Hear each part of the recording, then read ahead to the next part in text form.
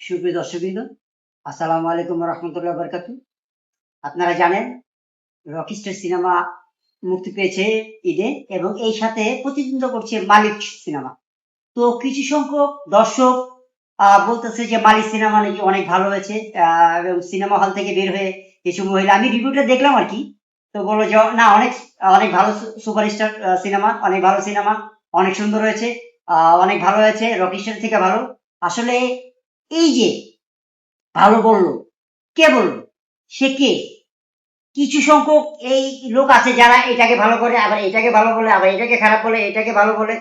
এই ধরনের একটা কিছু লোক এখনো আমাদের বাংলাদেশে অবস্থিত। আপনারা একটা জিনিস জানবেন যে মীর জাফর কিন্তু পরাজিত হয়েছিল একমাত্র, সরি, নবাব সিরাজউদ্দৌলা পরাজিত হয়েছিল মীর জাফরের কারণে। তো আমাদের এই মীর জাফর আজীবন রয়ে গেছে। আমার সাথে ওই মীর জাফররা বসবাস করেন এখনো। আমি যে কোনো কাজে আমি মীর জাফর পাই। আপনারা হয়তো মীর জাফর, সেই মীর জাফরকে চিহ্নিত করেন। এবং মীর জাফর কে আমি আপনাদের বলে দিচ্ছি।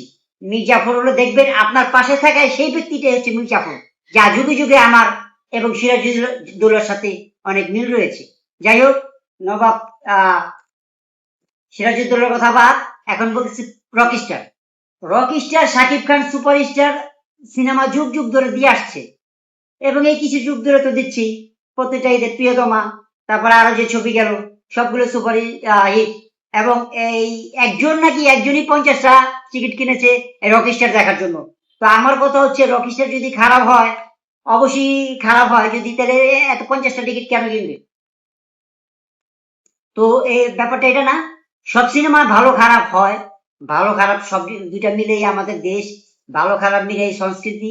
আসলে ভালোটাকে ভালো বলতে হবে, খারাপটাকে খারাপ বলতে হবে।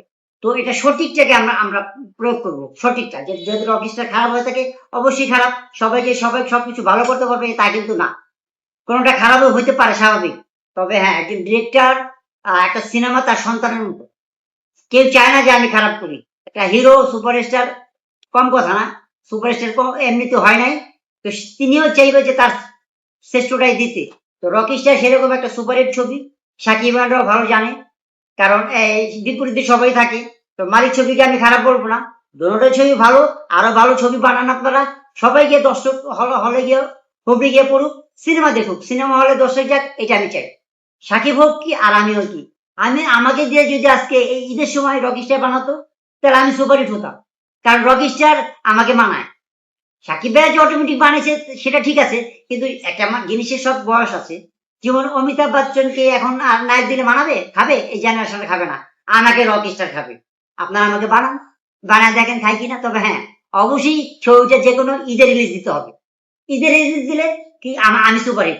ঈদে দিবেন না, আমাকে কেউ দেখবে না, কারণ মানুষের পয়সা খরচ করে টাকা সময় নষ্ট কেউ করতে চায় না। এমনিতে সময় নষ্ট, আবার পয়সা খরচ করে, ইম্পসিবল। এটা বাঙালিরা মেনে নেয় না। হ্যাঁ, আমাকে যে একটা রকিস্টার, ফকিস্টার, পকিস্টার যেটাই বানান, ঈদে মুক্তি দেন। ঈদে অবশ্যই মুক্তি দিতে হবে, তাহলে আমি সুপারস্টার। সুপারস্টার একটু খান।